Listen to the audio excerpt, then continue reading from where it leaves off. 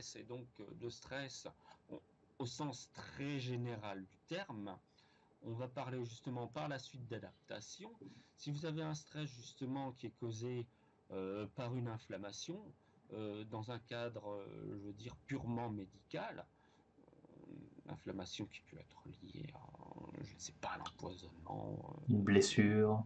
une blessure, euh, une digestion particulièrement douloureuse, tout ça, on est dans un cadre totalement différent d'un stress provoqué par l'exercice.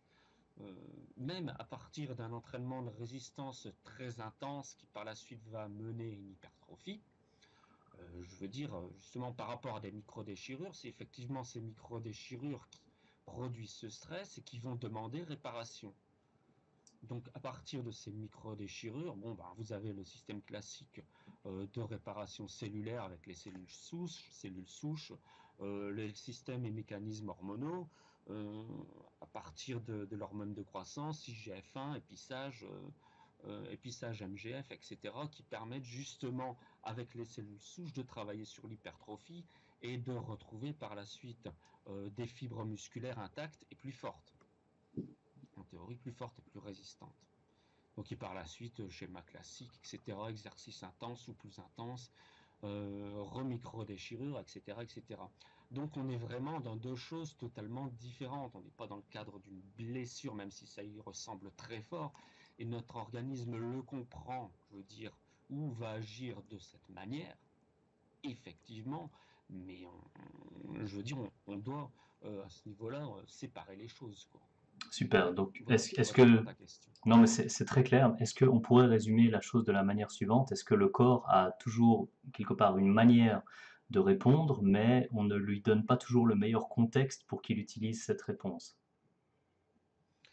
Le meilleur Par contexte, exemple, je caricature exprès, hein. On fait de l'activité oui. physique, on dort bien, on mange bien, bon, voilà, un Bah, énorme tant raccourci.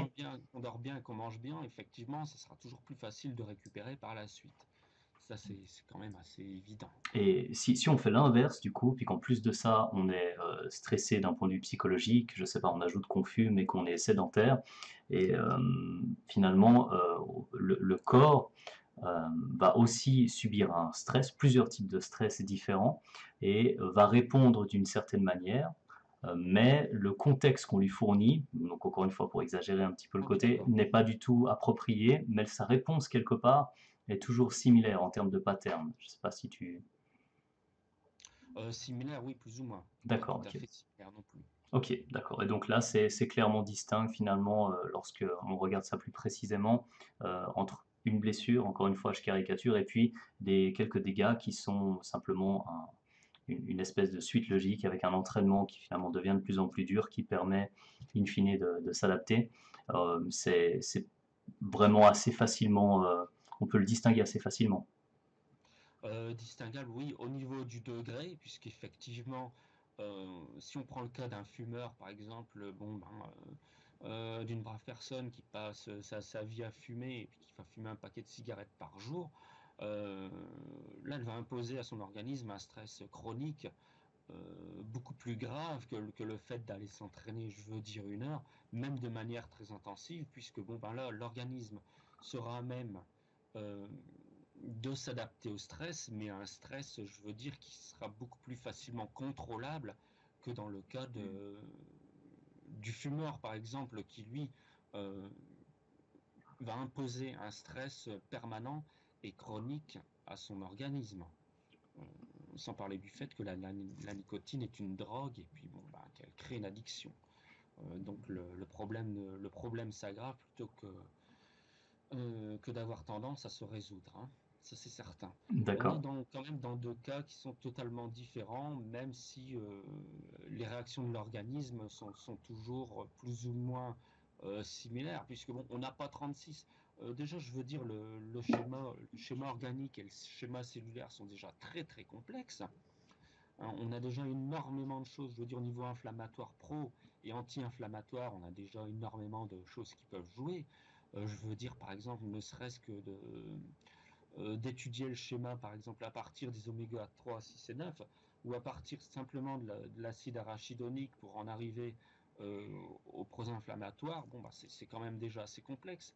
Par la suite, on le voit très bien euh, au niveau des facteurs inflammatoires eux-mêmes, que ce soit au niveau des interleukines, au niveau des TNF-alpha ou des protéines réactives C, bon, qu'on espère ne pas exprimer trop souvent non plus, qu'on est là, je veux dire, on a des points communs, puis ensuite c'est une question d'intensité justement de réponse de l'organisme et de degré. Quand le Excellent. stress devient trop important, l'organisme ne sait plus s'adapter. Il y a toujours une limite, hein. Quand il y a justement une adaptation qui n'est plus possible, l'organisme va toujours essayer justement par rapport au mécanisme qu'il a entre ses mains, essayer justement de résister et de pouvoir justement s'adapter. Mais quand il n'y a plus d'adaptation possible, bon, bah, voilà, bon, bah, c'est foutu, quoi. C'est la mort des cellules, c'est bon, des risques cardiovasculaires qui augmentent, les risques du cancer aussi, etc. Bon, le diabète, par exemple, une chose très simple, l'obésité, elle est créée par quoi? Bon, bah, tout simplement par un stress chronique qui justement euh, est interprétable à partir d'une alimentation qui est hypercalorique et chronique. Mhm. Qui va dérégler le foie. Donc le foie est déréglé au niveau enzymatique, ce qui va dérégler par la suite le pancréas. Donc on en arrive au diabète, etc., etc. Puis bon, donc là c'est la catastrophe, quoi. Donc un petit peu trop, trop longtemps par rapport aux mécanismes qui permettent de s'adapter ou de réguler tout ça, et puis on a la cause d'une grande partie de problème finalement.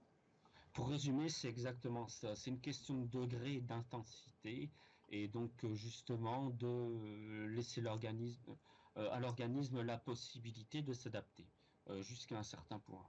Mais bon, il est bien évident, par exemple, je peux vous donner un exemple extrême dans notre sport, c'est que si vous allez par exemple à l'entraînement, et puis bon, avant vous avez pris votre Jacques 3D, là, cette espèce de saloperie, pas très loin de l'éphédrine pour ses effets, si en même temps vous prenez 300 mg de caféine et puis que vous allez vous entraîner, vous pouvez très bien, je veux dire, dans les cas extrêmes, risquer de faire l'infarctus parce que, bon, bah là, justement, vous avez été trop loin dans le stress. De Super. toute manière, ça sert à rien puisque, bon, vous pouvez créer des micro-déchirures qui demanderont peut-être 5 jours euh, à se reconstituer, je veux dire, au niveau musculaire. Et puis bon, ben, voilà. Après, c'est aussi une question d'adaptation chronique aussi. On voit très bien, par exemple, pour revenir, pour cerner un petit peu notre sujet au niveau de la musculation, bon, ben, même si je ne veux pas faire plaisir à certains, c'est le fait de dire que, par exemple, au niveau du dopage, c'est que, bon, ben, l'organisme s'adapte aussi, quoi, hein. On voit très bien que dans des cas extrêmes, par exemple, bon, ben, on sait très bien que le corps humain n'est pas tout à fait prêt à supporter des doses énormes de stéroïdes anabolisants, hein, par exemple. Mais le corps va s'adapter, hein, pendant longtemps. Je veux dire, il y a même des études qui ont prouvé que en fait, les abus de stéroïdes ne menaient pas forcément à une baisse de la longévité, hein, par exemple. Bon, après, il faut quand même savoir qu'il y a des morts tous les ans, il y a des infarctus, il y a des abus, par exemple, avec les diurétiques, bon, bah, qui mènent à des décès, hein. Bon, je vous rappelle, par exemple, de triste mémoire, le cas de Mohamed Benaziza, par exemple. Euh, bon, et après, il y a des hépatites qui mènent au cancer, etc., hein. Mais généralement, les morts, on n'en parle pas, hein. Mais bon, là, c'était un peu pour revenir sur des cas extrêmes, hein. Mais Très bien. c'était pas le sujet non plus de ce soir. Bah, quelque part, oui, vu que tout est, bah, pas En pour quelque dire sorte. que tout est une question de dose, mais c'est une question de dose et de tout le reste. Et puis dans ce cadre-là, on allait dans les extrêmes, dans le cas où c'était pas forcément bénéfique parce que ça allait trop loin. Mais alors, dans quel cas est-ce que le sport, comme on l'a dans ces deux dernières études, influence de manière bénéfique ces réponses, notamment sur le plan inflammatoire, où on s'attendrait à avoir quelque chose de négatif et finalement on se retrouve avec quelque chose de bénéfique, de signal qui permet justement de s'adapter. Quelle est la nuance? Voilà, justement, alors la signalisation cellulaire, c'est intéressant aussi parce que bon, forcément, on a parlé du stress et de l'adaptation, mais ce qu'il faut dire aussi, c'est que l'adaptation, on a très bien vu que derrière cette adaptation cellulaire, en quelque sorte, on avait une réponse de l'organisme qui allait dans le sens d'une adaptation positive, c'est-à-dire d'une augmentation des possibilités en quelque sorte, possibilités d'adaptation de manière assez chronique, de manière plus ou moins élevée, qui permettait justement de garder la santé, de produire une amélioration du bien-être.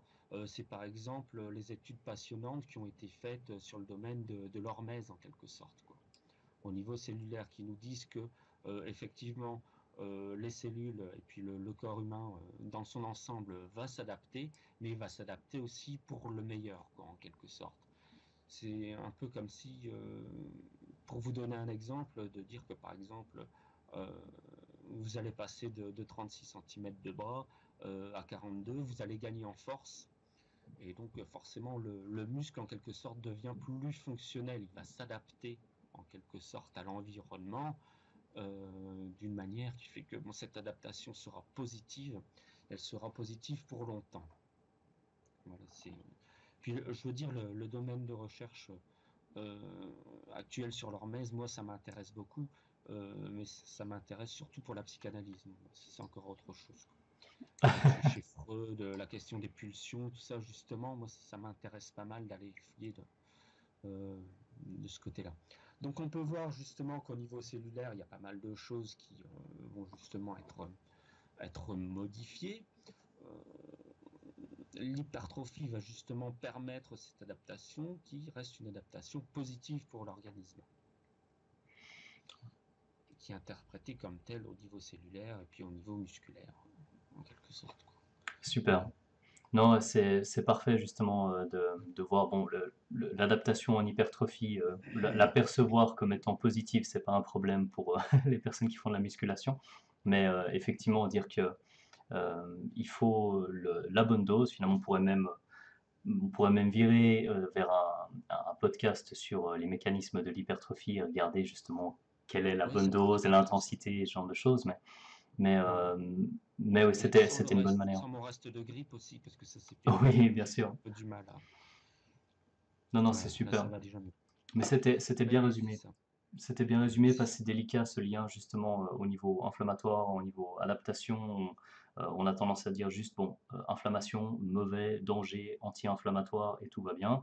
Et puis, Voilà, en c'est tout à l'occurrence, fait par rapport à l'activité physique de type musculation, dans ce cas-là, l'adaptation est globalement positive par rapport au type de stress qui a été amené. Et ça, tu l'as très bien présenté. Donc, c'était super de pouvoir voir cette distinction. Voilà, c'est ça. Pour résumer, on dira qu'on a toujours une inflammation positive et une inflammation négative quand en fait les limites de l'adaptation du corps sont dépassées.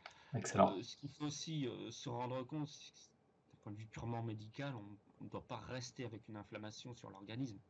Ce sera toujours plus intéressant, plus logique, je vais dire, et plus sain de prendre un gramme d'aspirine ou d'ibuprofène si vous en avez besoin, sans excès bien sûr. Mais tant que l'inflammation est là, l'organisme ne sait pas s'adapter. C'est pour ça qu'il faut la faire cesser, quoi.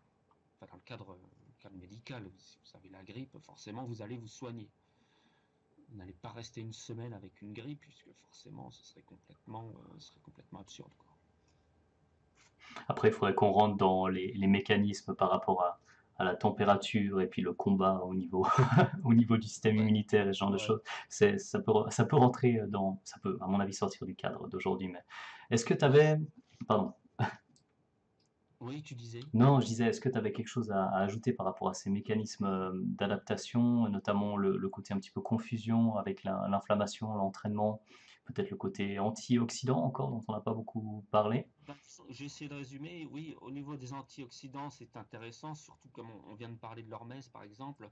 On se rend compte justement qu'au niveau cellulaire, bon, bah, c'est pas seulement une question d'oxydants, de radicaux libres, en fait, ce qu'on appelle les ROS en anglais, et d'un combat en quelque sorte.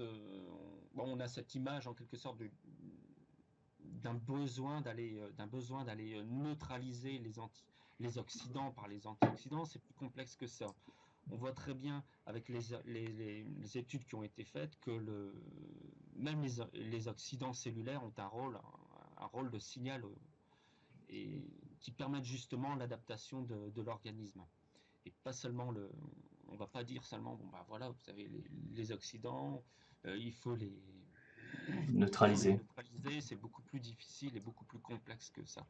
l'organisme se sert effectivement des radicaux libres comme molécule de signal au niveau cellulaire. Et ça, c'est des choses dont qu'on est en train de découvrir en ce moment, quoi.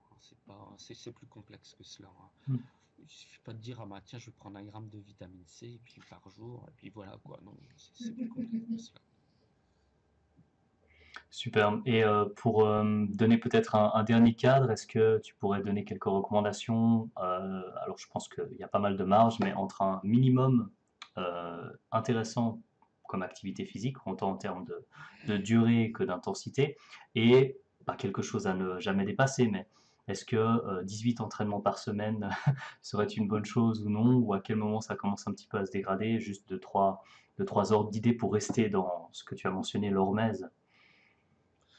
18, c'est beaucoup quand même. Un petit peu.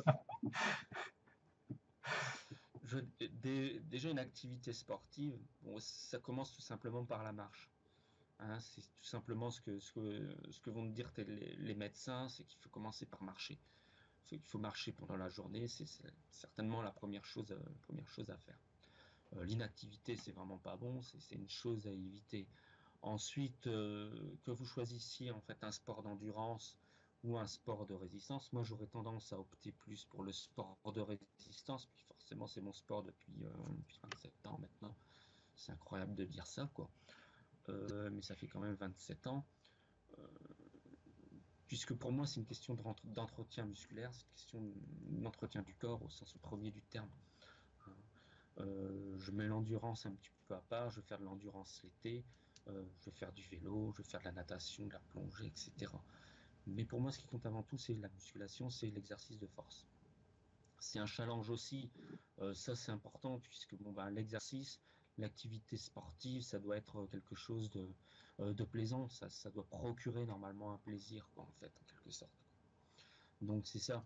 Et c'est ces choses-là qui nous font dire que bon, ben, c'est bien pour nous, autant d'un point de vue physique que d'un point de vue psychologique, quoi. Les deux sont liés. Super. Quoi que vous fassiez, il faut commencer à faire du sport. Mais je veux dire, au niveau il faut être régulier. Ok. On peut faire 4 heures de sport par semaine, je veux dire, il faut le faire de manière régulière, avoir ses heures. Certaines personnes préfèrent faire du sport le matin, d'autres le soir.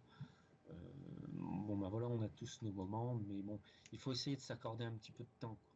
Il faut éviter les excuses, dire sans arrêt j'ai pas le temps, ça ne mène à rien.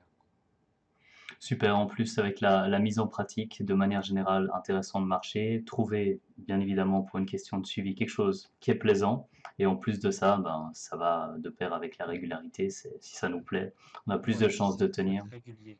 Faut Super. être régulier. J'ai commencé la musculation il y a 27 ans Donc, ouais. avec Marc de Vogue à Mcron, qui était quand même vice-champion du monde dans la fédération WABA.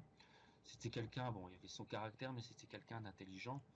Et donc il disait, puis sa femme aussi à l'époque, elle disait, Eric, ce qui compte avant tout, c'est la régularité. La régularité de l'entraînement, c'est la clé. Tu vas faire des erreurs, tu vas passer par la stagnation, etc. Tu auras des moments où tu vas progresser plus vite que d'autres. Mais ce qui importe avant tout, c'est la régularité.